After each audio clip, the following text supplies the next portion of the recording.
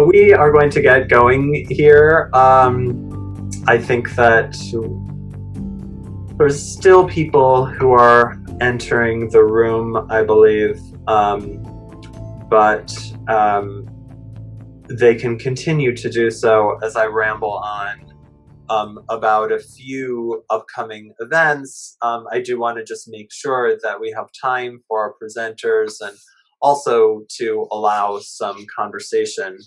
I will ask you, I believe that we're automatically muting people as they enter, but during the talk, we do ask that you keep your mics muted. And if you're not sure if your mic is muted, please check it to make sure.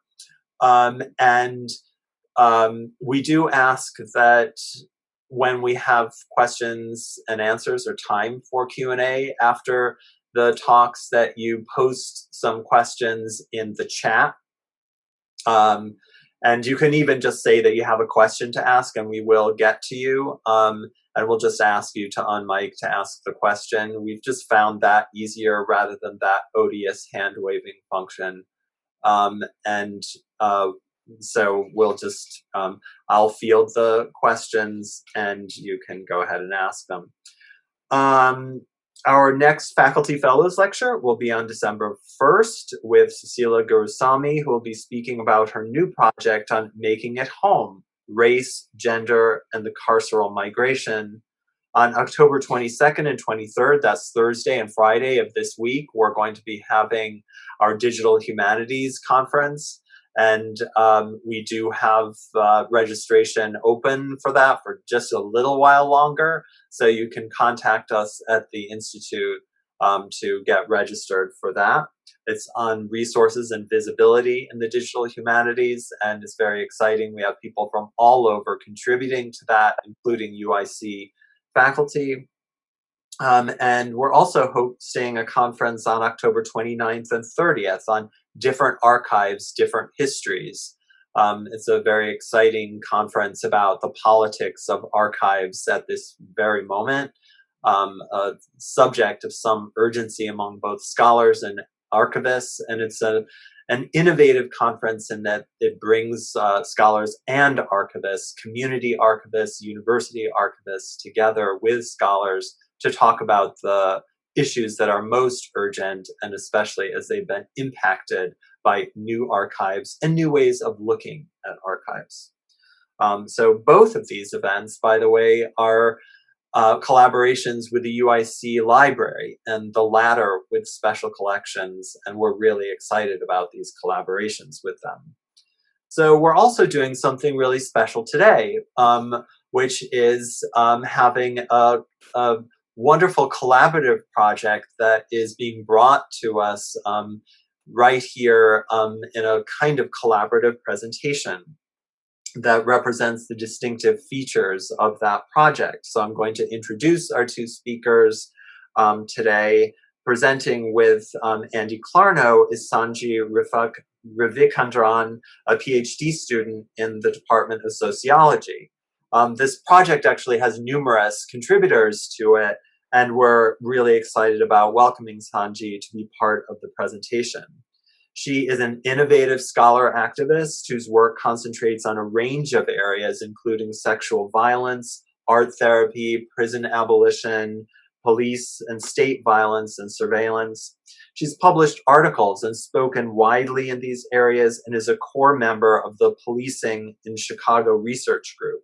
She's received impressive funding for her research, including a Provost Graduate Research Award and Northwestern Social Science Research Council Dissertation Development Fellowship. She is also a visual artist and art therapist working in a variety of media, including cloth.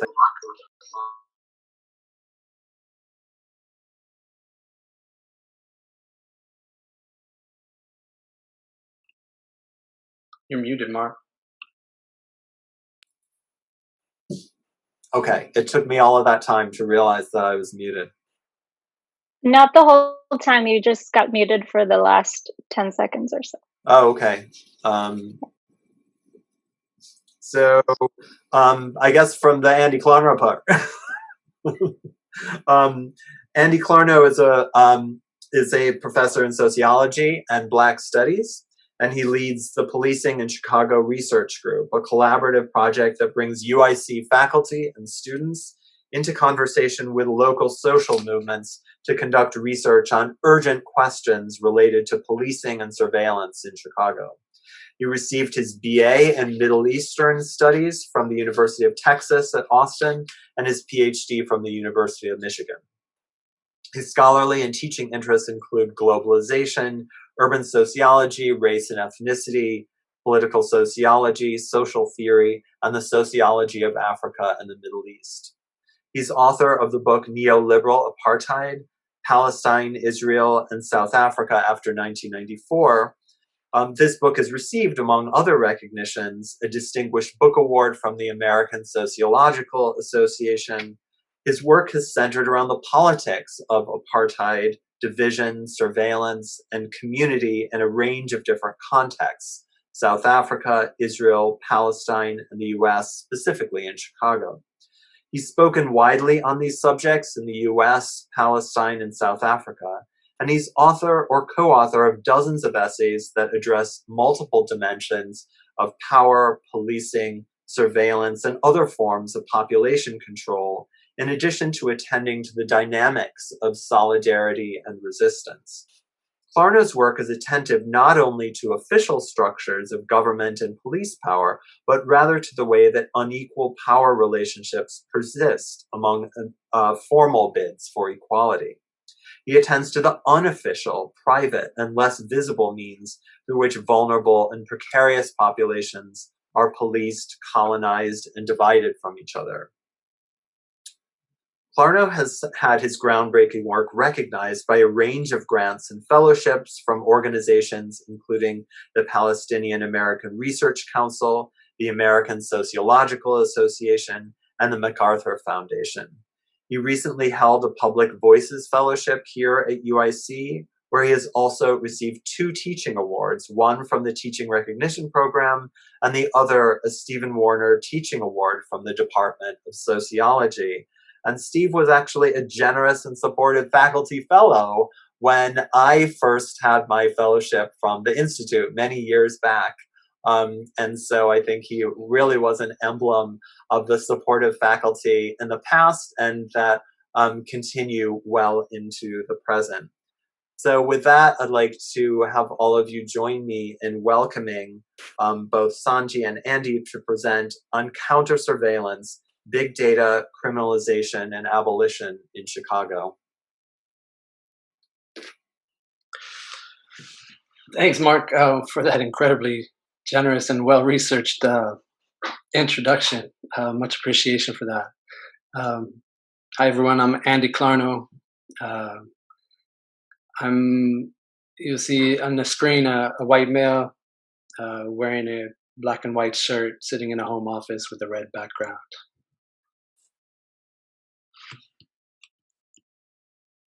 Hi, everyone.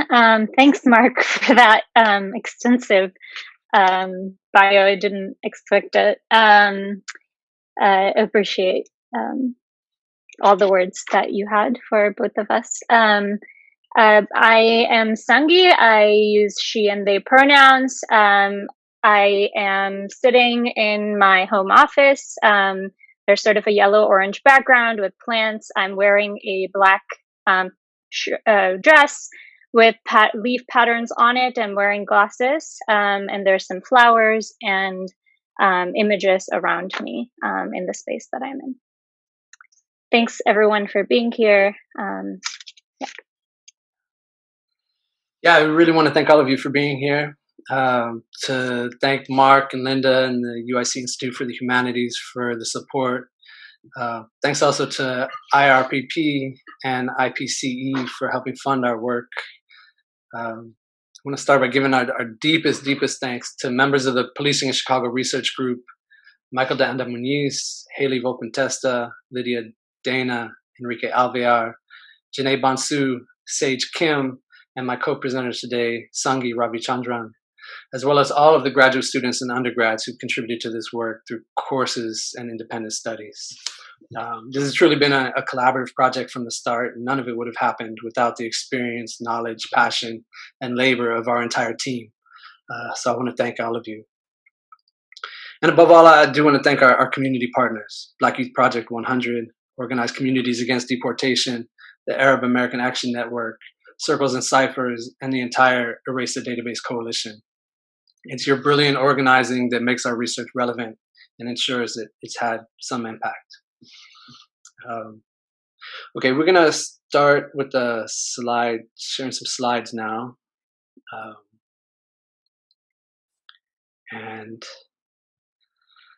yeah, share with you an initial attempt to provide an overview of kind of our framework and kind of developing analysis of big data policing, criminalization, and abolition in Chicago. In an era of big data, police databases transform racialized discourses of illegality into permanent records that have real implications for individuals and communities. The Chicago Police Department is on the cutting edge of global trends towards the use of large databases, predictive analytics, and advanced surveillance technology. And the CPD has earned praise for its efforts to share data with federal immigration authorities and national security agencies. For the last 3 years, Sangi and I, along with the rest of the Policing in Chicago Research Group, have worked with social movements and transformative justice organizations to document the criminalizing impacts of big data policing on communities of color. Today, we want to share our framework and some of our findings while uplifting the movement to abolish racialized surveillance in Chicago. As Simone Brown reminds us, surveillance is nothing new to Black folks. It is the fact of anti-Blackness.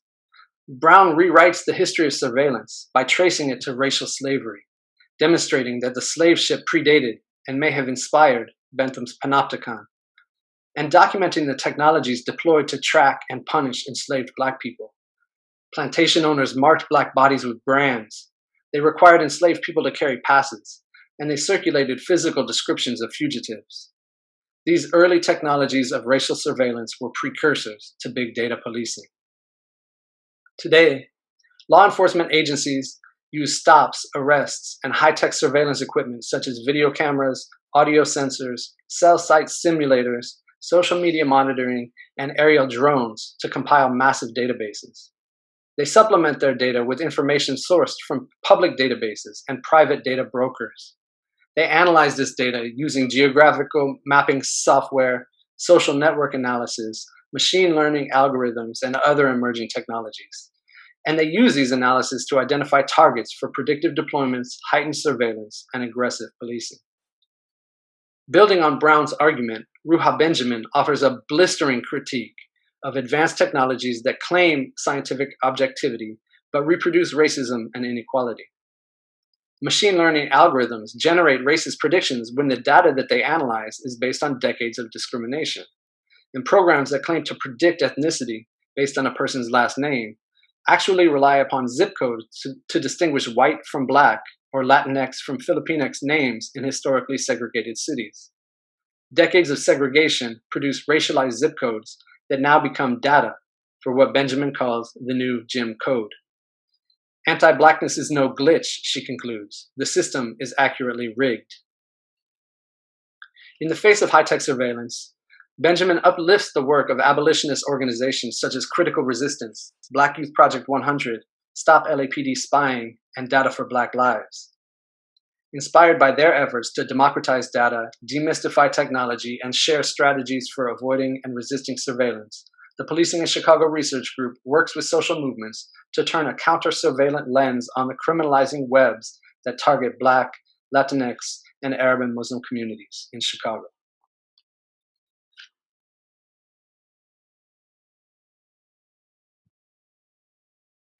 This is Sangi. I'll be presenting on the Policing in Chicago Research Group itself.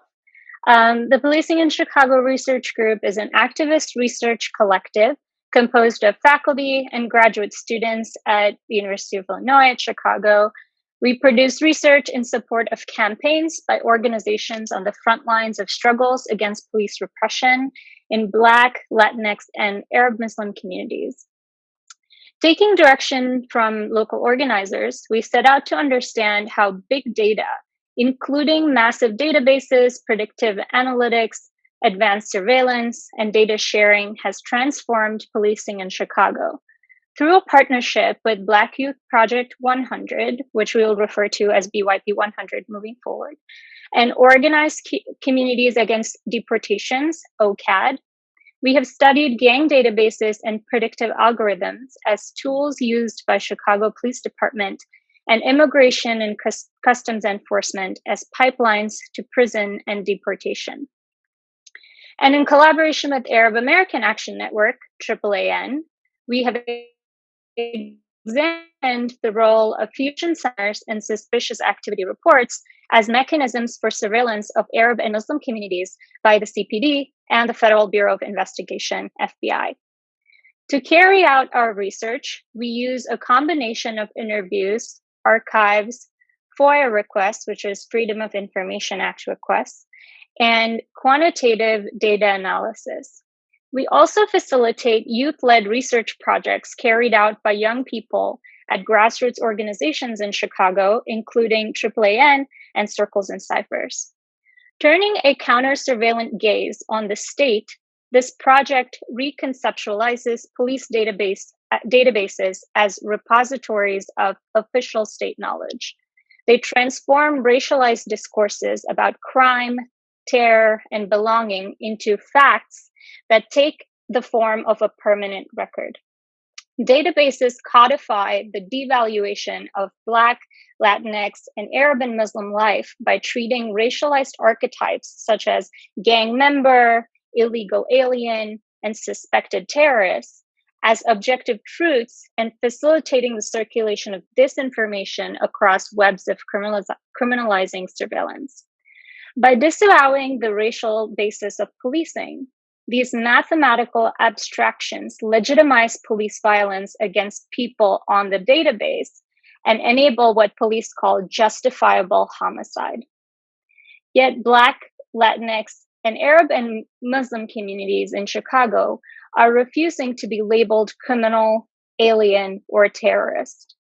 Instead of just seeking restitution for individuals who've been wrongfully accused of gang membership or terrorist activity, abolitionist social movements are demanding the abolition of gang databases and suspicious activity reports and an end to interagency data sharing, restitution for individuals harmed by big data policing, and divestment from the surveillance state and investment in communities. These movements help us envision a pathway to abolition through the erasure of police databases and the affirmation of full humanity of people targeted by police.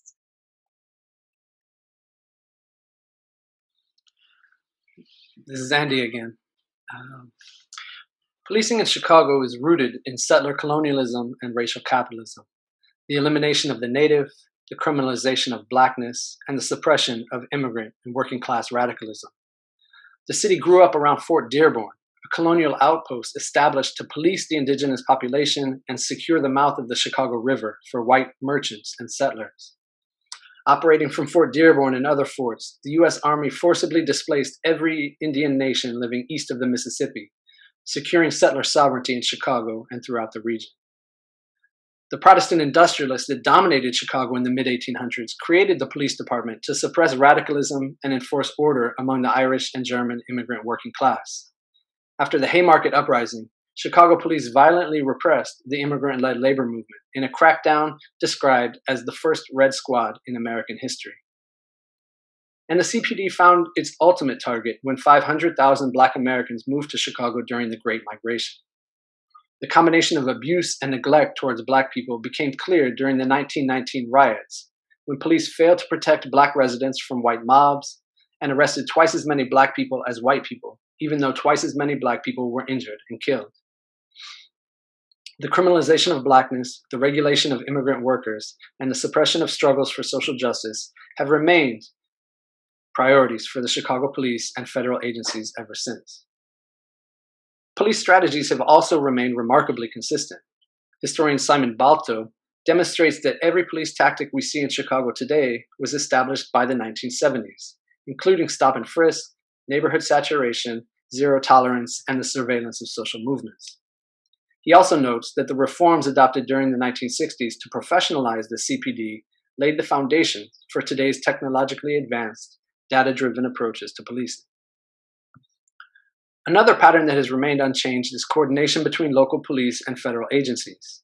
Despite threats by Donald Trump to quote-unquote send in the feds, operations by federal agents in Chicago are not new. After the Haymarket Uprising, the U.S. Army built a base in the northern suburbs, Fort Sheridan, for rapid deployment during future rebellions. In the 1930s, Treasury agents under Eliot Ness worked with the Chicago police to take down Al Capone. During the 60s and 70s, FBI COINTELPRO agents worked with the CPD Red Squad to disrupt Black freedom, Puerto Rican liberation, communist, and anti-imperialist movements. In the 70s and 80s, CPD Commander John Burge brought torture techniques to Chicago that he learned as a soldier with the U.S. Army in Vietnam. And more recently, Chicago police have helped the CIA torture prisoners of war in Guantanamo Bay, while the CPD operates a CIA-style black site at Holman Square. So what is new about policing in Chicago? The two biggest changes are advanced surveillance technology and the neoliberalization of racial capitalism. Before discussing the technological changes, it's important to understand neoliberal Chicago. In the New Deal era, racial Fordism created opportunities for working class communities in Chicago, but the benefits were unevenly distributed along racial lines. By the 1960s, deindustrialization was devastating working class Black, Mexican, and Puerto Rican communities, while suburbanization and reactionary white politics gutted the city's budget and initiated a long-term divestment from public housing and public education. In response, Black, brown, and working class communities launched waves of resistance, from the 1963 public school boycotts, to MLK's movement for housing justice, to the Division Street Uprising, and the revolutionary mobilizations by the Black Panther Party, the Brown Berets, the Young Lords, and others. The CPD repressed these movements, as witnessed by Mayor Daley's shoot-to-kill order during the 1968 West Side Rebellion, the spectacle of violence against anti-war protesters at the 1968 Democratic National Convention, and the assassination of Black Panther Party Chairman Fred Hampton in 1969.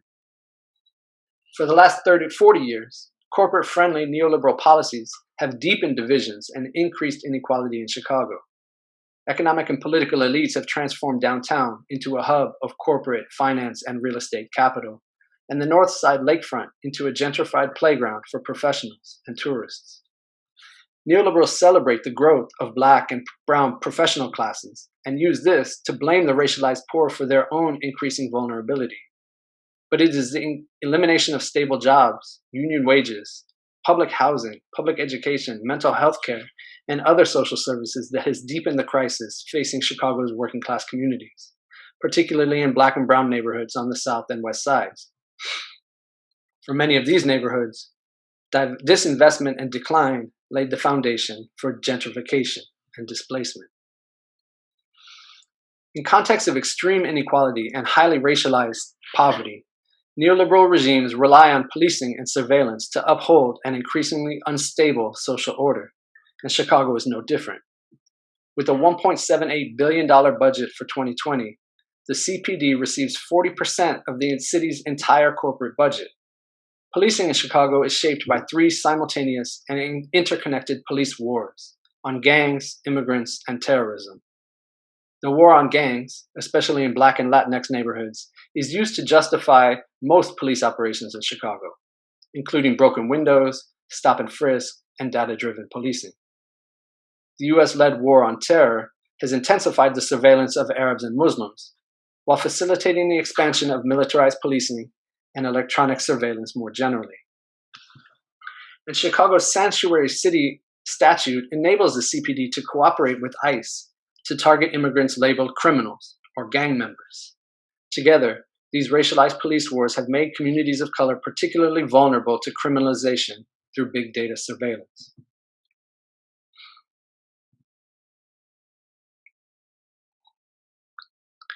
Chicago is arguably the most heavily surveilled city in the country. The Chicago police have access to over 35,000 surveillance cameras, many with zoom, facial recognition, and license plate reading capabilities, as well as dash cams in vehicles, body cams on officers, and ShotSpotter audio detection devices throughout the city. Police and federal agencies conduct phone surveillance through Stingray cell site simulator devices and monitor social media with software such as PathArduinomi and Clearview AI. Much of this data flows into the CPD's central database called CLEAR, the Citizen and Law Enforcement Analysis and Reporting System. CLEAR is a data warehouse composed of multiple databases and tens of millions of entries, including arrest records, warrants, contact cards, crime maps, victim information, witness statements, crime scene data, 9/11 calls, mugshots, tattoos, and fingerprints. It also includes data on people's social networks, including who an individual was with when they were stopped or arrested. Since 2003, or before, the CPD has hired analysts to process this data using ever more sophisticated techniques, including algorithms and social network analysis, to identify people and places for heightened surveillance and more aggressive policing.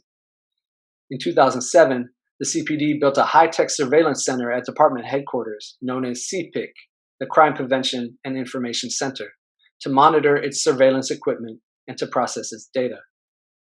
It's important to note that CPIC is also a fusion center, which is something I'll describe in a minute. And in an unprecedented move, the Chicago police have recently added 28 new high-tech surveillance centers, known as Strategic Decision Support Centers or Area Technology Centers, at stations across the city, thus multiplying and decentralizing surveillance, data processing, and deployment. In short, the CPD is at the cutting edge of big data policing. Big data policing is an expansive yet focused system of criminalization. In recent years, the war on drugs and broken windows policing have extended the definition of crime to activities not previously considered criminal, such as loitering or street art. Police record these and other activities in databases like CLEAR. Life outside of white middle-class heteronormativity is also often criminalized. Police place young Black people on gang databases for sagging their pants or wearing particular colors on particular corners, just as they enter brown people into suspicious activity databases for speaking Arabic while taking photos of buildings or bridges. Drawing on our work with social movements, we want to highlight 4 ways that big data surveillance contributes to racialized criminalization: through archetypes, codes, investments, and webs. First, big data surveillance is grounded in racialized criminal archetypes. We borrow the term archetype from Joey Mogul, Andrea Ritchie, and Kay Whitlock, who emphasize the historical longevity and emotional power of racialized and gendered discourses about crime, terror, and belonging. The most enduring archetype in the United States is what Catherine Russell Brown calls the criminal Black man. The most important racialized archetypes for our work are the quote-unquote gang member, the illegal alien, and the terrorist suspect. Advances in electronic surveillance ensure that surveillance is extremely expansive, meaning that it grows quickly and includes large numbers of people. The CPD, for instance, has 2 primary gang databases. Gang arrest cards are produced whenever police arrest someone that they identify as a gang member, and investigatory stop reports, formerly known as contact cards, are generated during stops that don't end in an arrest, such as the all too common practice of stop and frisk. There are more than 134,000 names on the gang arrest card database, and more than 145,000 people listed as gang members on the investigatory stop database. These staggering numbers demonstrate that these databases are extremely expansive. But the racialized archetypes ensure that the databases are also highly focused, meaning that they disproportionately target particular groups of people. For instance, more than 95% of people on the CPD gang databases are people of color, 70% are Black, and 25% are Latinx. Suspicious activity reports are a report that's generated when people report something suspicious to the police through the "if you see something, say something" program. Based on data from 2015 to 2016, 85% of people whose racial identity is listed on the suspicious activity database are people of color, and 63% of them are identified as Arab, Muslim, Middle Eastern, or quote-unquote olive-skinned. So these numbers, they demonstrate Lisa Cacho's argument that police simply cannot see a gang member without the presence of a black or brown body, just as they cannot see a suspected terrorist without an olive-skinned body. Second, police databases codify these dehumanizing archetypes by transforming them into facts and storing them in a person's permanent record. By turning archetypes into codes, big data produces a facade of scientific objectivity that allows police to disavow the racial basis of policing. From 2014 to 2019, the CPD used a predictive algorithm known as the Strategic Subjects List to identify people most likely to become, quote-unquote, a party to violence. Analyzing data from CLEAR, including individual arrest and victimization records, and a network analysis of people who were arrested together, the algorithm assigns individualized risk scores that the police use to designate people for targeted interventions and enhanced prosecution.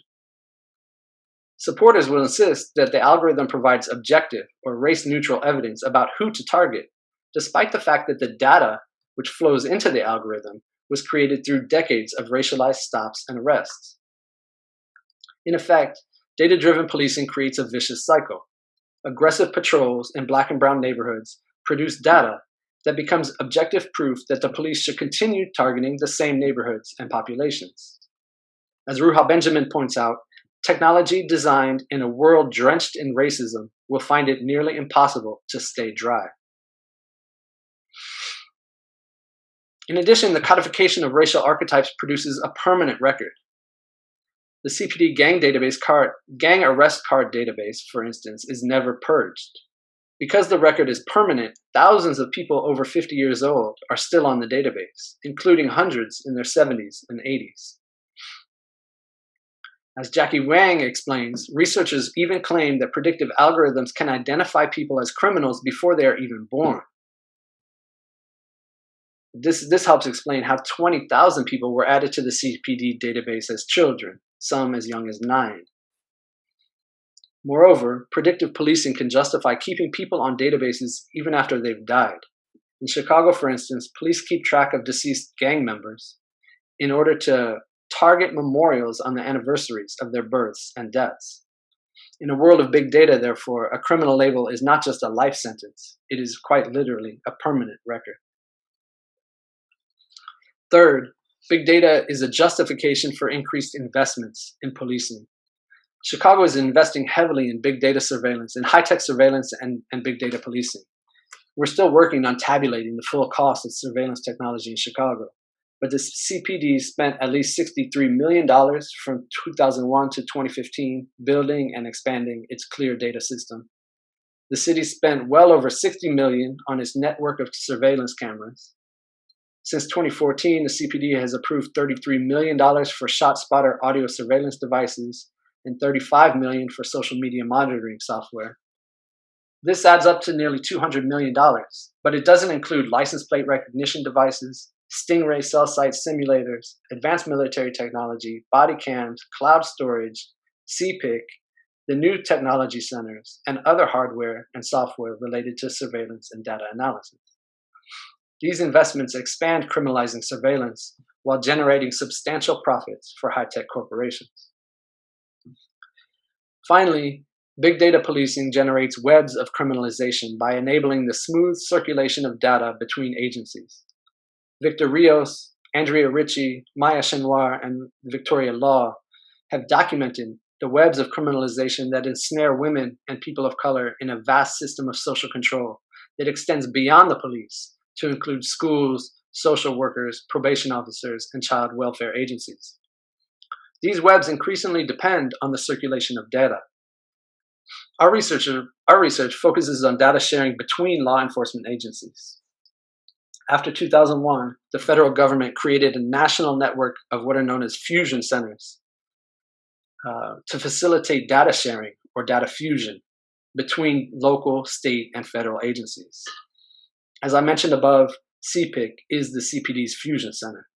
This means that the department's central high-tech surveillance hub is actually staffed by officers not only from the CPD, but also the FBI, the Department of Homeland Security, the DEA, the ATF, and other agencies, and is tasked with ensuring the constant flow of data between local, state, and federal agencies. In addition, the CPD provides over 500 agencies across the country with direct access to its CLEAR data system. Federal agencies use this data to target people classified by the CPD as gang members or suspected terrorists.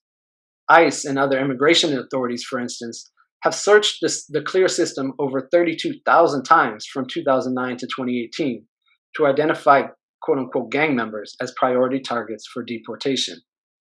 Despite the sanctuary city regulations, interagency data sharing provides a loophole that expands the web of criminalization targeting immigrants and people of color in Chicago.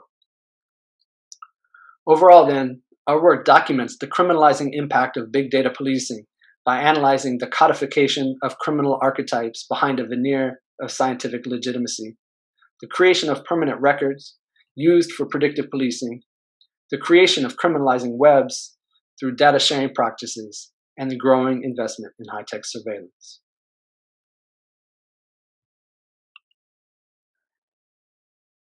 This is Sangi. I am going to be speaking about abolition. I also want to do a quick note to welcome all the CPD and FBI if you're here in the presentation. Hope you'll learn something about abolition.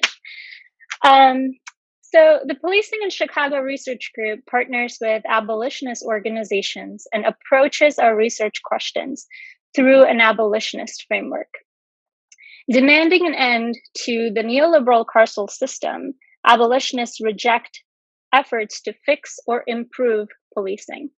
Abolitionists and radical scholars like James Kilgore, Nicole Wynn, Maya Shenwar, and Vicky Law teach us that reform-based options such as e-carceration, countering violent extremism or CVE, and alternative treatment programs are merely a way to expand the carceral complex through expanded surveillance.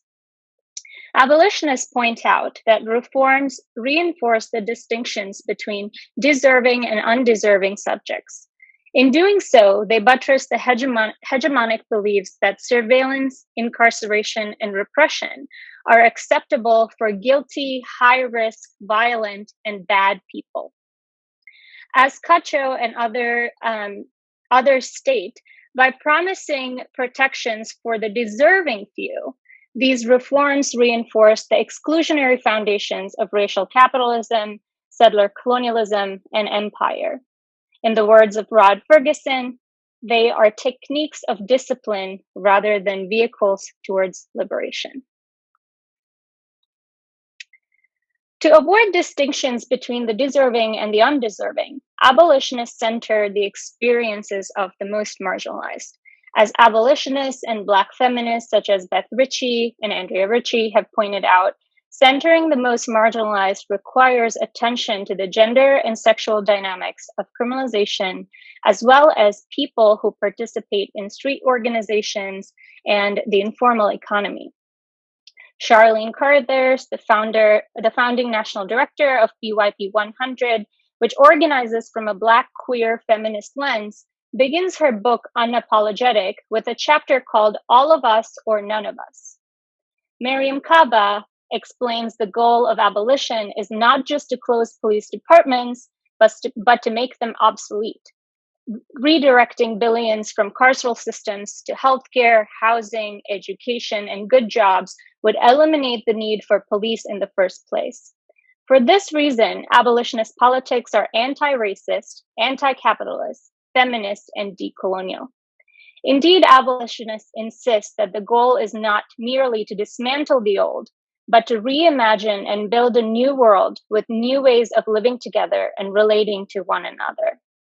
As Ruthie Wilson Gilmore points out, this does not make it a pipe dream because abolitionist projects and practices are happening every day already. Much abolitionist work draws inspiration from Gilmore's distinction between reformist reforms that expand the reach of policing and non-reformist reforms that unravel rather than widen the net of social control through criminalization. Abolitionists may also make use of the invest-divest framework introduced by the Movement for Black Lives, which calls for a reallocation of funding from the carceral system to educational, economic, infrastructural, and transformative justice projects in Black communities. Other core abolitionist projects include transformative justice and community-based approaches to safety that do not rely on police. As Dean Spade explains, abolitionists are trying to build models for dealing with harm that do not only rely on exile, expulsion, or caging, but instead examine the root causes of harm and seek healing and transformation for both people experiencing and people responsible for harm. Egeris Dixon calls these approaches a way to prevent violence, to intervene when harm is occurring, to hold people accountable, and to transform individuals and society to build safer communities. The rise of big data policing presents new arenas for abolitionist struggle. From one angle, organizations such as Stop LAPD Spying, Mi Gente, Data for Black Lives, Our Data Bodies Project, and the Detroit Community Tech Portal are raising awareness and building campaigns against big data surveillance. This includes efforts to regulate and eliminate the use of gang databases and facial recognition technology, to expose and target tech companies that work with law enforcement, and to demand community oversight of police surveillance. It also includes struggles against the expansion of electronic monitoring, body cameras, and other technologies that expand carceral surveillance. From another angle, some organizers and data scientists are using advanced tools of data analysis against the neoliberal carceral system. The Invisible Institute, for instance, has created a database of police misconduct allegations and is using social network analysis to identify networks of abusive officers. Contemporary abolitionist struggles in Chicago build on a long history of resistance to racist policing, surveillance, and repression. The Black Panther Party was foundational, including its efforts to build partnership with the Young Lords, the Young Patriots, and street organizations such as the Black Stone Rangers. The current wave of abolitionist struggle took root from 2013 to 2015 with the emergence of a network of movements resisting the criminalization and murder of Black youth. Black Youth Project 100, We Chart Genocide, the Let Us Breathe Collective, Asada's Daughters, Black Lives Matter Chicago, Organized Communities Against Deportations, Chicago Torture Justice Memorial, and many, many, many others. Rather than working in silos, movements in Chicago embrace the vision of political quilting as articulated by Barbara Ransby and Ella's Daughters, which involves stitching together different movements to articulate a united front. Working together, organizations have built mass movements to stop the construction of a new police academy, to end the use of countering violent extremism, to abolish gang databases, and to remove police from Chicago schools. And the 2020 uprising that began after the murders of Breonna Taylor, George Floyd, Tony McDade, and Ahmaud Arbery have witnessed massive protests in Chicago, widespread demands to defund CPD, the emergence of Black Abolitionist Network, and a string of successes for the CPD out of CPS campaign. The struggle against big data policing is a growing front for abolitionist movements in Chicago. The Policing in Chicago Research Group has been fortunate to work alongside several local movements, developing innovative campaigns against big data surveillance. From these partnerships, we can discern four aspects of the abolitionist challenge to big data policing and racialized surveillance in Chicago: rejection, elimination, delinking, and reparations. First, there's an outright rejection of criminalizing archetypes. Black, Latinx, Arab, and Muslim communities are rejecting labels like gang member and terrorist. Rather than organizing demands based on claims of innocence or false accusations, movements are refusing the negative archetypes. In doing so, they are reaffirming the humanity of the most marginalized and refusing distinctions between innocent and guilty or deserving and undeserving. Rejecting criminalizing archetypes creates tensions for movements. To begin with, movements confront the urgent need for decarceration and harm reduction strategies, which often provide support to a select few. The Erase the Database campaign confronted this tension when CPD proposed fixing its gang database by removing thousands of people who are not active gang members and introducing basic due process clauses. The movement has navigated this difficult terrain while refusing to compromise on its demand for an end to all gang designations. Second, and closely related, movements are demanding the elimination of police databases and advanced data analytics. Rather than working to ensure that police data is accurate, movements have demanded the abolition of gang databases, suspicious active reports, and strategic subject lists. They reject the scientific assumption that police data, predictive algorithms, network analysis, and other tools of the new Jim Code are neutral or objective. The demand for erasure is in part a response to the permanence of police records. Recognizing that police databases have real impact on people's everyday lives, movements are calling for them to be erased. Indeed, the Erase the Database campaign successfully mobilized to eliminate a regional gang database maintained by the Cook County Sheriff's Office. To build a broader movement will require connections between demands to erase police databases and calls to abolish mass surveillance and high-tech forms of social control. The third is for delinking. Movements demand an end to data sharing as a way to break the criminalizing webs that ensnare the most marginalized. Because data fusion facilitates interagency coordination, the elimination of data sharing can help take apart the webs of criminalizing surveillance. Organizers are working to eliminate data sharing agreements that allow CPS and ICE to access CPD data. This demand also dovetails with a tactical response to the election of Donald Trump, which involved a shift toward the local and demands that cities become sanctuaries from oppressive federal policies. Finally, movements are demanding reparations for the harms caused by big data policing. This can be seen in BYP 100's campaign to fund Black futures and in the growing demand to defund the police and invest in community. For the Erase the Database campaign, calls for reparation include individual restitution for people harmed by the database and broader efforts to redirect investments from policing towards communities most harmed by the database. Overall, therefore, Black, Latinx, and Arab and Muslim communities in Chicago are exposing the latest developments in big data policing as parts of their strategy to resist criminalization and reaffirm the humanity of people whose lives have been reduced to archetypes.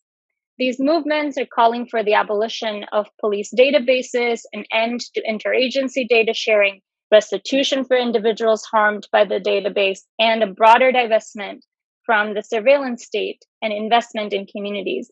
In doing so, they're helping outline a pathway towards abolition. Thank you very much. Thank you. We will open it up for questions.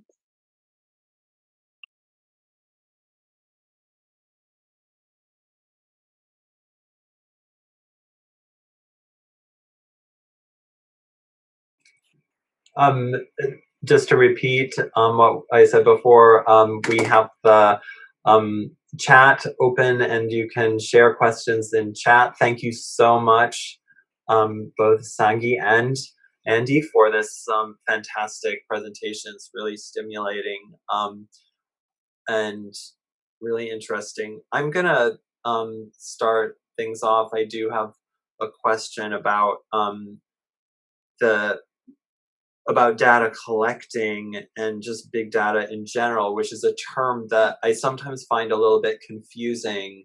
And you did a lot to unconfuse me through your presentation, but I did still have some questions that were partly provoked by something really brief in Sangi's remarks about the positive uses of data from activist groups. And I was wondering if either or both of you could comment a little bit more about that, because what it got me wondering was precisely where you locate the problem with the idea of the archetype, and whether the problem is with the issue of generalization just across the board, or with negative generalizations.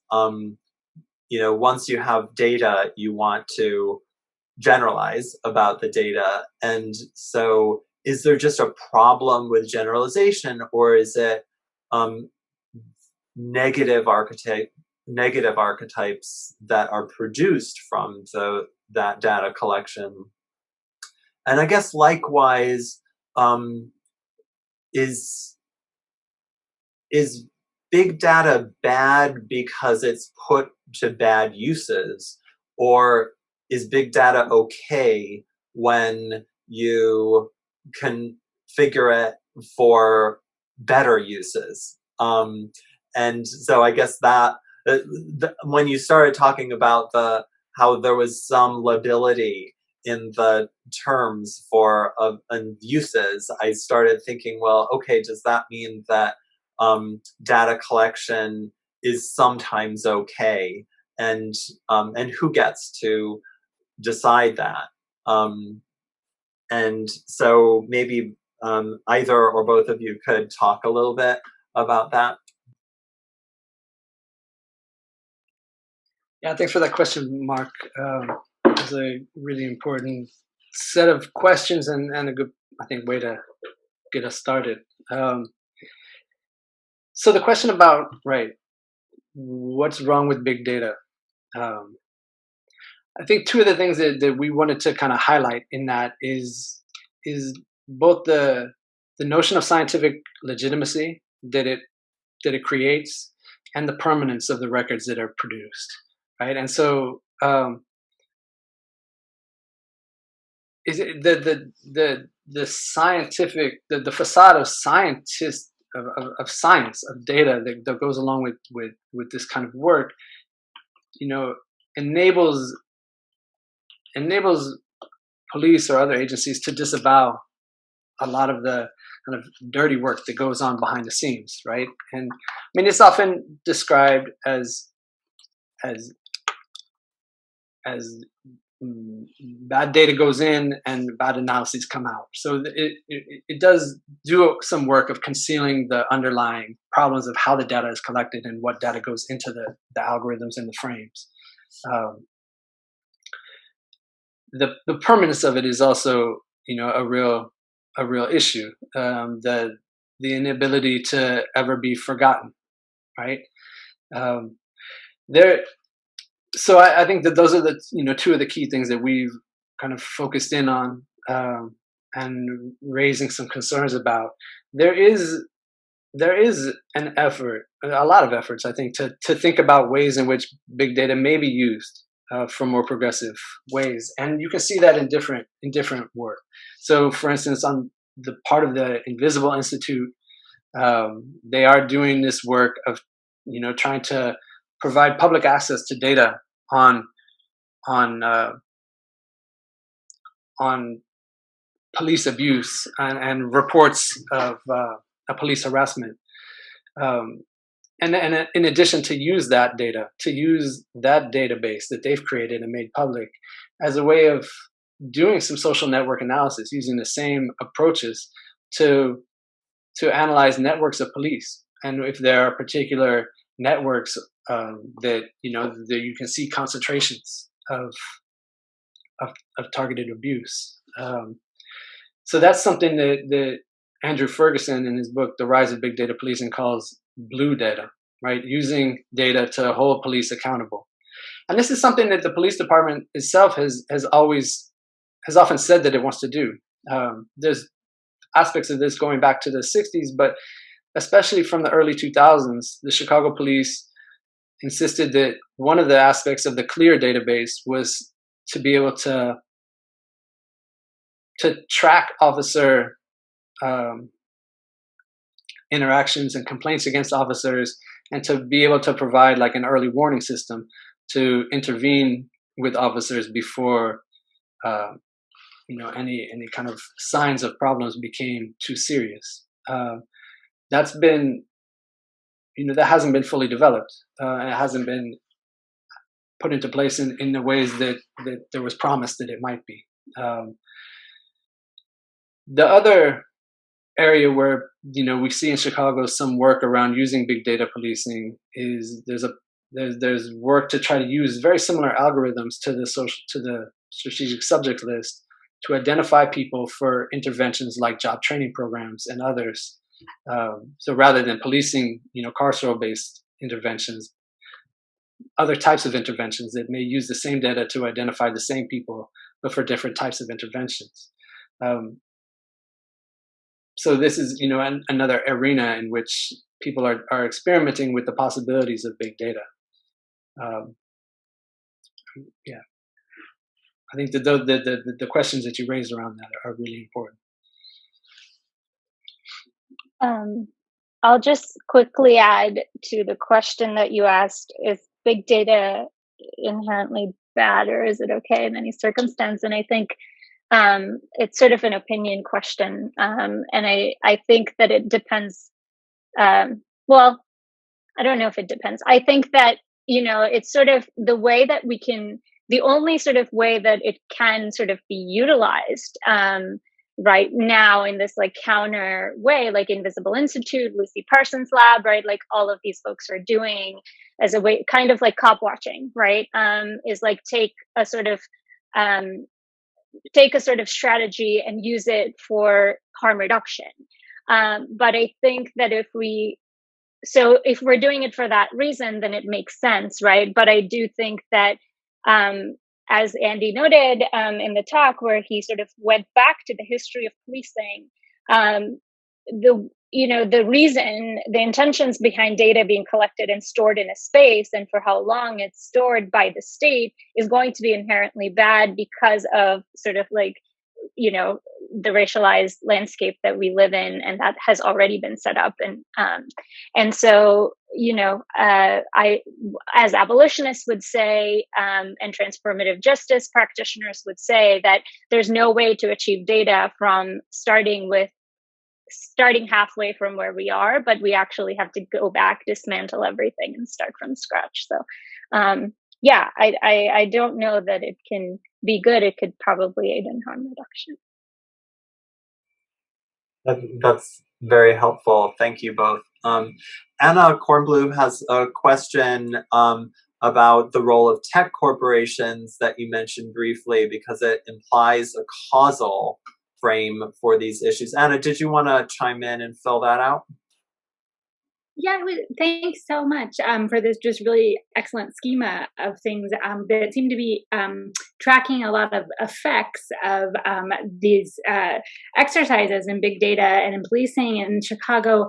I guess I just wanted to hear a little bit more whether you want to you anticipate the project or have already done work in tracking the tech company's role here, because you mentioned it briefly, and it does seem like it provides it possibly provides a kind of account of why this is happening now, because there was the frame you gave us of the sort of historical continuities, right, with Simone Brown's work on surveillance in the slavery period and so on. But then there's a question of what's new now, and if there would seem to be researchable partnerships between the city and these corporations, and indeed there would probably seem to be trackable the proposing of the initiatives in the first place, right? It wasn't necessarily city council, aldermen in Chicago who came up with like the idea to be cutting edge policing data agents, right?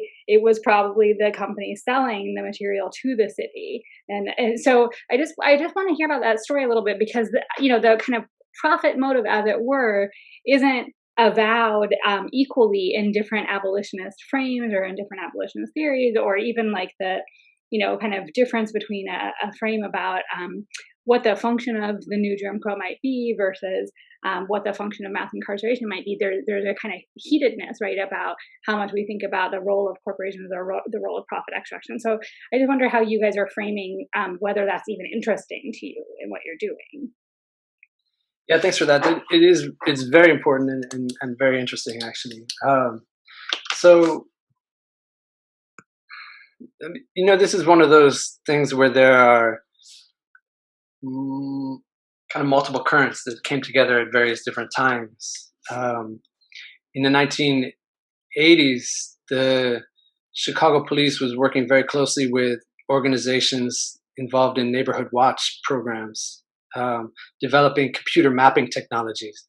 Chicago really emerged at the forefront of computer mapping in the 1980s, and it was through work with scholars at UIC, Loyola, Northwestern, as well as with community organizations doing neighborhood watch, that they were developing some computer mapping technologies that were used by the police and by neighborhood watch groups. In some ways, that also led to a push for community policing, and that was a really important moment in all of this, in particular in Chicago, in a way that stands out from other cities. So in 1992, Mayor Daley announced that Chicago would be adopting community policing, and hired the consulting firm Booz Allen Hamilton to conduct a study, right? And that Booz Allen Hamilton, not incidentally, also does privatized intelligence work for the U.S. Department of Homeland Security and the NSA. It was actually, Booz Allen Hamilton is the company that Edward Snowden was working for when he released a treasure trove of NSA surveillance operations, right? So Booz Allen Hamilton wrote this report in the early 1990s that really clearly linked neoliberal restructuring, community policing, and data-driven policing.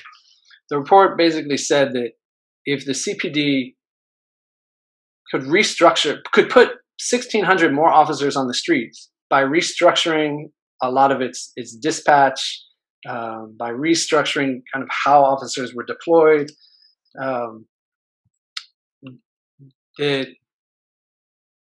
reducing the bureaucracy, consolidating districts, updating its technology, it could put more officers on the street for less money.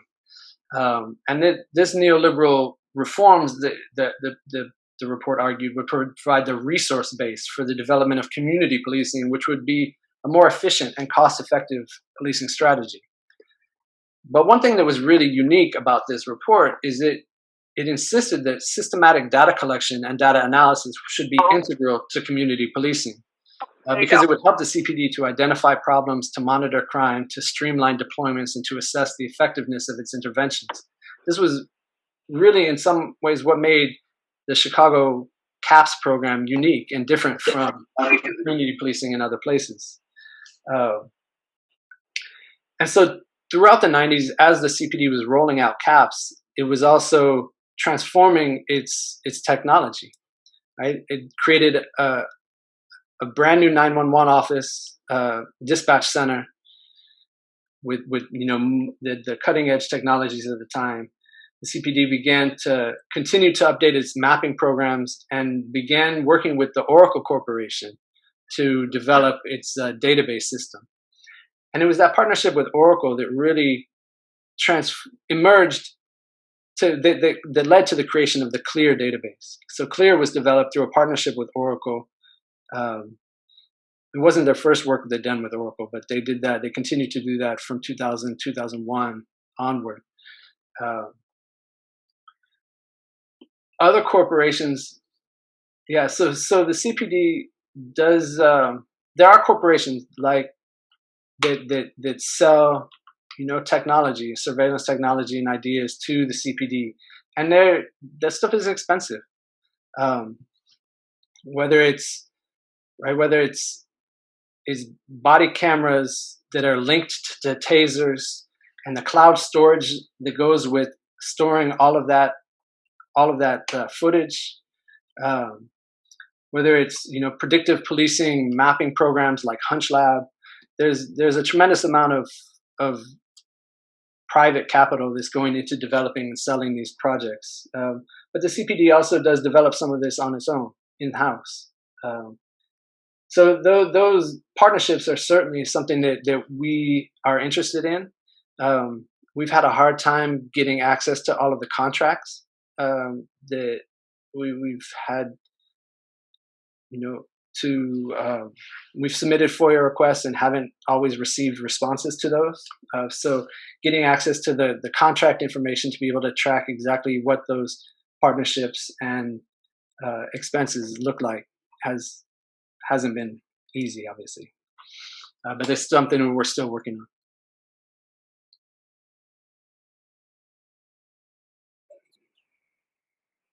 on. We have several questions here that I'm going to compress together because we actually have quite a few people, not surprisingly, wanting to engage in this very engaging presentation. And I'm just going to glom them unfairly together, and people can add in, certainly if they wish. There are several that have to do with perhaps giving us a little bit more of a sense of the collaborations that have been happening between scholars and activists that revolve around the issue of big data, and whether there are people working even within the police department, whether there are constituencies within the police department that are resistant to some of these practices. And Susila had a question kind of connected to this, I think, which involves whether you could give us instances of what the reparations might involve, what that movement toward providing reparations for some of this activity, what that looks like, what that movement might look like.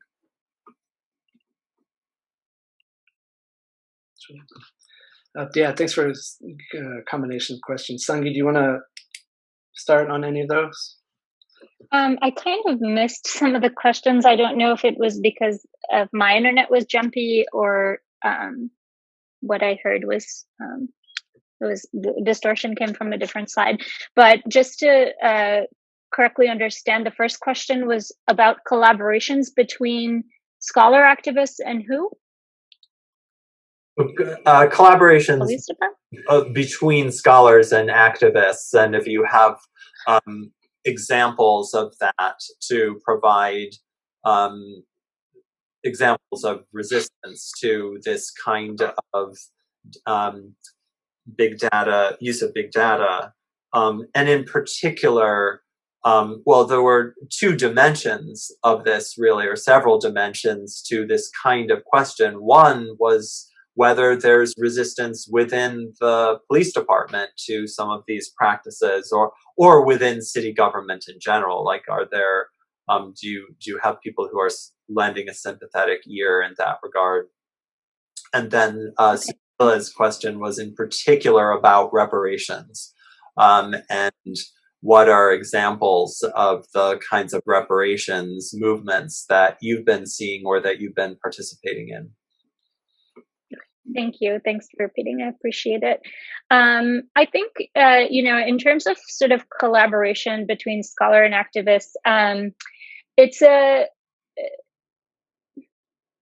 want to answer that by complicating that a little bit more, actually, just because we often tend to sort of bucket scholars and activists as separate. And within the Policing Chicago Research Group, we all sort of have various hats, and we just recently had a really enlivening conversation about our subjectivities and sort of what we bring to the table. And so continuing to say collaborations between scholars and activists as very separate gets kind of troubling at times, right? Because a lot of us are activists and scholars, and activists are scholars who've just not been recognized and marginalized often, right, from within the academy. And sort of the goal is to kind of understand those marginalization and sort of see how within the Policing in Chicago research group, how, to try and eliminate repeating some of those patterns. And so that's one. And then I think the way that, I hope that I'm answering your question and what you were sort of hoping for accurately. If not, feel free to jump in and say that's not what you were asking for. So, I think that, so many people here in the talk, right? Like a lot of activists enter academy because activists are thinkers and visionaries who have just not been validated by the world, right? And so then enter academy to find space and make space for themselves and push, right? And push those boundaries and push those walls, break those walls, as the slide says, right? And so, so I think that if we start to sort of shift the narrative of who is a scholar and who is an activist and why do we often see them as separate, then we can rethink this idea of what collaboration might even look like. And I think that Policing in Chicago research group, for instance, doesn't necessarily try to be this like, let's bridge those two worlds. While there are opportunities and moments when that happens, I think the idea is to figure out what's happening on the ground and what is it that we can do with institutional resources that can support what's happening on the ground. So if we start to actually think about collaboration between where there's resource and where there isn't resource, then we're able to actually bridge the gap and like see how we can be vehicles to bridge those gaps, right? No matter who we are and what hat we're wearing, it's about the privileges we have and how to operationalize those privileges or how to use those privileges. And so in terms of resistance, scholar and activist collaboration to resisting big data, I think that, a lot of, in the way that things are set up, oftentimes scholars leave spaces like the academy or use strengths they have. Like, let's think about spaces like Invisible Institute, right? People who are a part of that utilize institutional resources, but are scholars, they're activists, and they sort of find ways to resist big data policing. Lucy Parsons' lab. But then also when we look at on the ground activists, young people who are on social media, who, there's different ways that resistance to big data policing happens that doesn't just exist in the academy and in a published book, right? Resistance to big data policing is very creative when you actually look at what's happening on the ground. I think sometimes they don't have access to a lot of the information that perhaps people like us in institutions do. And maybe that's where we can come in, but resistance to big data policing is happening in all these kinds of creative ways. So I just kind of want to in response, I just wanted to reframe that question and the framework within which we can ask the question itself. And then I'll pass it to Andy. I think Cecilia wanted to refine the question that she was asking, because I kind of unfairly glommed a whole bunch of them together. And so, Cecilia, why don't you go ahead and say what you were going to ask? Thanks so much. I appreciate it. I know time's limited, but I was wondering if you two might be able to talk a little bit about, what you're doing as academics, as scholar activists, is taking you're using the tools of the state against itself, right? With taking this big data and, surveilling the police with their own tools. But we know that academics actually are a big part of producing big data, and, are deeply implicated, not just in a reformist project, but also in a very carceral one, using this big data. So because you spoke a little bit about reparations, I was interested to hear what you might think reparations for that academic carceral violence, what might that look like in the context of big data? And what do you think UIC should be doing, especially in this moment where we have like so much abolitionist student community organizing going on right now? All right, Cecilia, opening the can of worms. Love it. Thank you, Cecilia. That's a great question. Yeah, so the work that's taking place around reparations right now with the gang database is trying to envision how to envision reparations at both an individual and a collective project. So reparations for individuals directly harmed by being placed on the database, as well as reparations targeted towards communities that are, overly represented on the database. So in this way, what the Erase the Database, campaign is looking at is actually using the database, the gang database, as evidence of over policing, mapping out which neighborhoods have high concentrations of people on the database. Right, something like 50% of the people on the database live in only 15 different neighborhoods in the city. So it's using that data to identify the areas that need, to be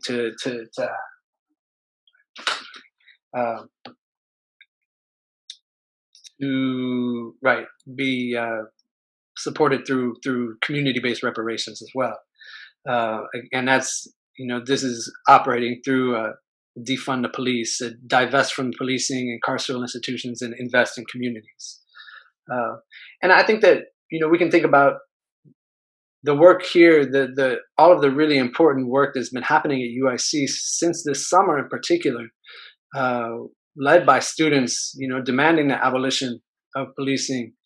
And some of the key areas where we can see this type of work play out is specifically, part of the calls are to cut ties, to not share data between the UIC police and the city, or between federal agencies. To think about how to participate in that kind of effort to de-link,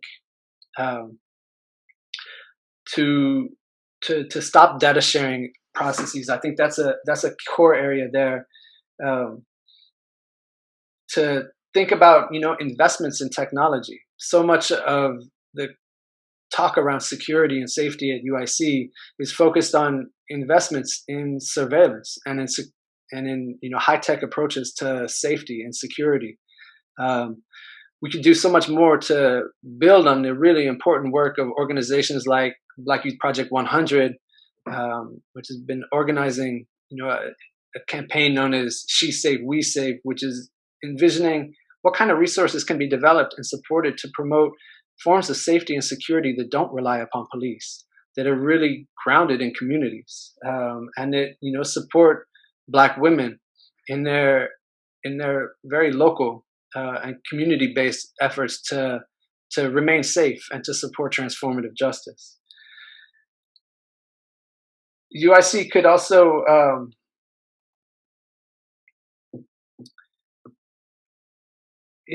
think, there's so much of the safety and security emails that come out from the UIC police departments reproduce these criminal archetypes of, the nondescript Black male,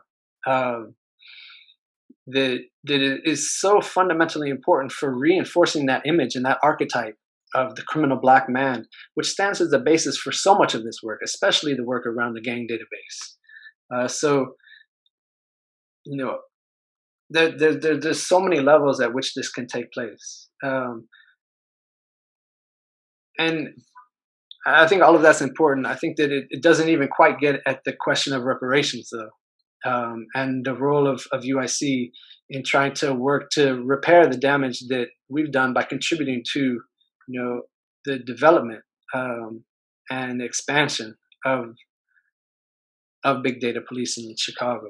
And I think that is a really important work that, would love to continue talking with our students and others about how to develop that project moving forward.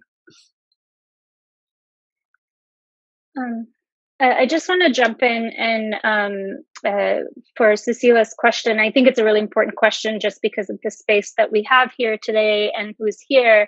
I want to point to, there's one of the things that's happening in institutions like UIC is research that harms community is being funded and in millions, right? For example, CVE research, right? Nicole is constantly talking, Nicole Wynn, has been pushing back against scholars at UIC who are being funded to research CVE and are sort of the backbone of the CVE program in Illinois, right here in our backyard, right? So there are so many of those sort of scholars that UIC houses. And the push, things like reparations could start.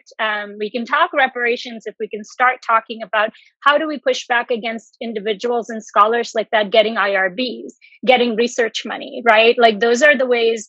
Money is a big way that institutions back really messed up research that's harmful to communities. And so I don't know, I as a student, I'm going to go out on a limb and say this because my tenure is not, under duress by saying this, is like we need to push back and cut funding to those faculty and maybe stop hiring and give tenure to faculty who are harming communities directly, right? And so I think reparations could look like, then what do we do with that money? Right. So then we can, the same way that we're saying we're studying people on the ground doing this work, let's also use the same strategies to look at what's happening in institutions that hold millions and millions of money that could actually go to communities.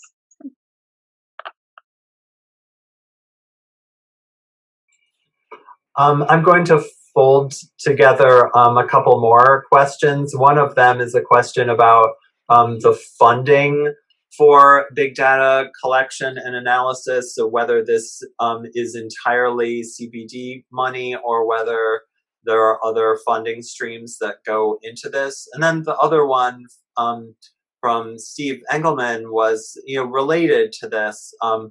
Are there a few key evangelists within Chicago that are behind these practices? Or is this more pervasive? What's your sense of that?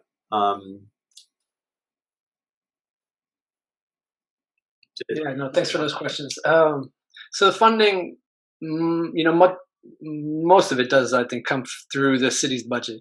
Again, the CPD has a $1.78 billion budget from the city.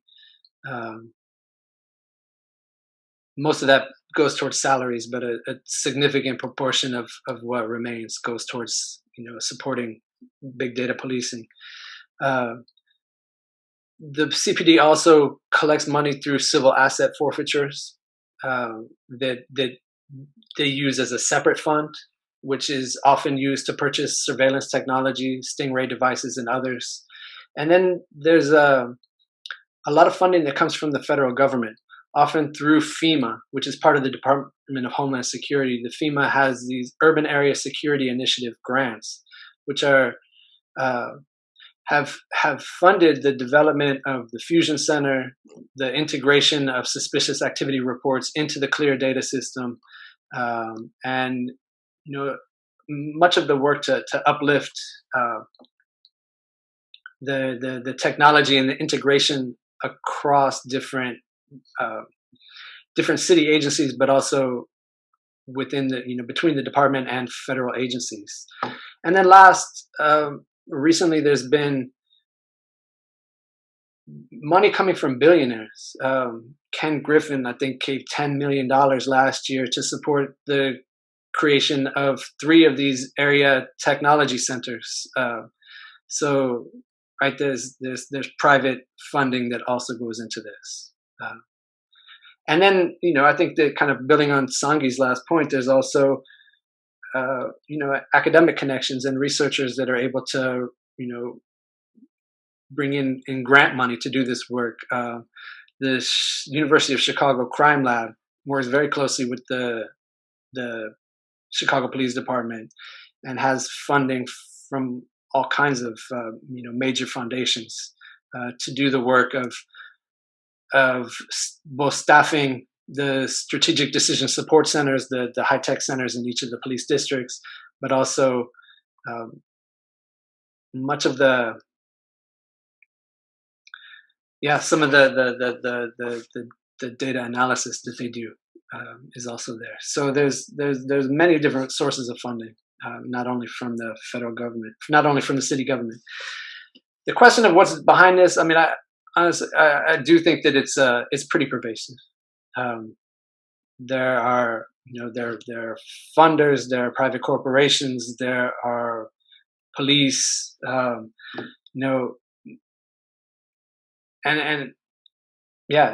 it goes right. It goes back. I mean, I traced some of that history a little while ago. I think that there's just so much that feeds into the foundation of this. It's pretty widespread right now in Chicago.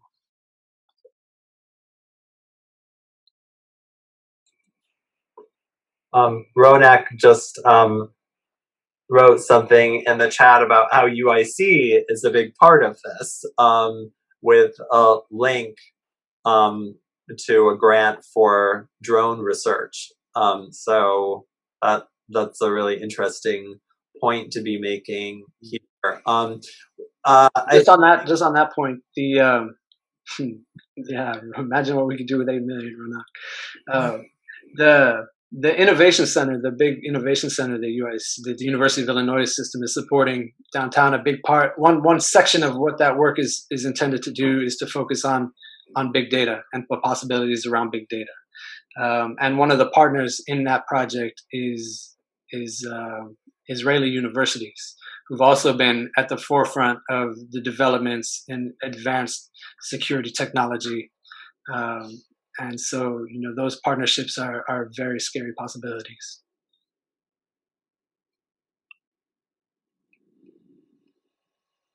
That's really interesting. I didn't know that about that partnership. I have a whole bunch of other issues about it, and there's yet another one. And Ken Griffin, oh my gosh, yeah, if we only had that money to use in better ways.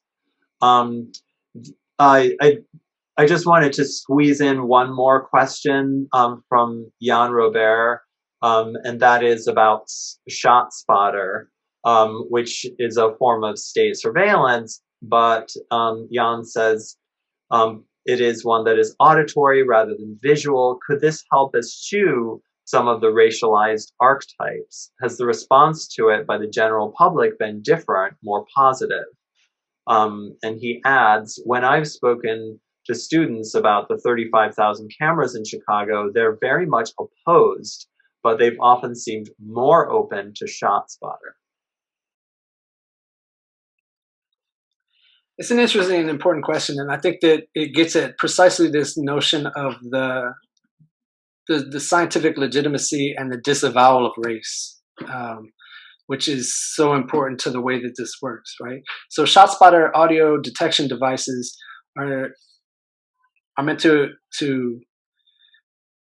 alert the police department whenever there's a shot fired. And it's supposed to be able to identify it down to the block, the street, the house even, where the shot took place, and can even potentially tell if there was only one shooter or multiple guns shooting in the same direction or different directions. So on the surface, right, it looks like it has nothing to do with criminal archetypes, and that it is merely a technology to pinpoint gunshots. But it's part of a broader package. So when ShotSpotter detection devices note that there's been a shot fired, social media monitoring is triggered, right? To monitor social media in that neighborhood, in that area, for anything that might say, give information about what just happened, whether that's people, threatening retaliation or claiming to have, participated in the gunshots. And it's at this level, right, the social media monitoring gets triggered. So to think of the ShotSpotter as something that exists outside of the video cameras, the social media monitoring, and all the other work that relies so heavily on these racialized archetypes is part of the problem, and it does very much, right, operate through this kind of process of disavowal, of disavowing the fact that is the basis of the policing and the surveillance, that it's all grounded in these criminalizing archetypes. All right, great. There are comments that have come in about this connection to multiple senses in relation to these issues, the relationship between the sonic, oral, haptic, etc. Dimensions of surveillance. Mm-hmm. I really think that the interconnection between these issues and representation, the whole problem of representation through the archetype and big data as this place of humanistic inquiry is just a really fascinating one, and I look forward to more discussions of this. So I would like to once again thank both Sangi and Andy for this fantastic presentation and stimulating Q&A, and I do also want to thank everyone for joining us. This has been a great discussion. You've been a generous audience, and as always during these tough times, it's wonderful to come together and have this form of community together. And I look forward to seeing everyone at a future event. Thank you so much.